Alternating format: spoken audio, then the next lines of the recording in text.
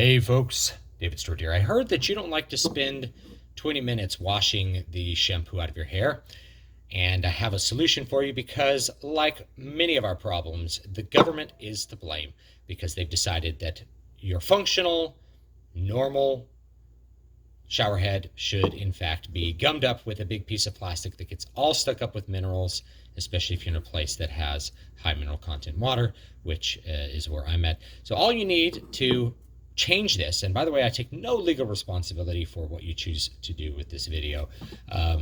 If any inspectors are coming through and taking off your shower heads to see if this little plastic piece remains, I have no responsibility as to whether they are actually going to do that.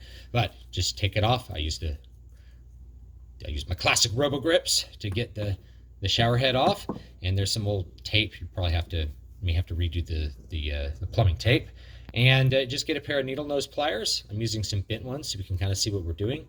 And you reach down in there, and you can grab the center of the plastic and rip that little plastic plug right on out of there, and there it is.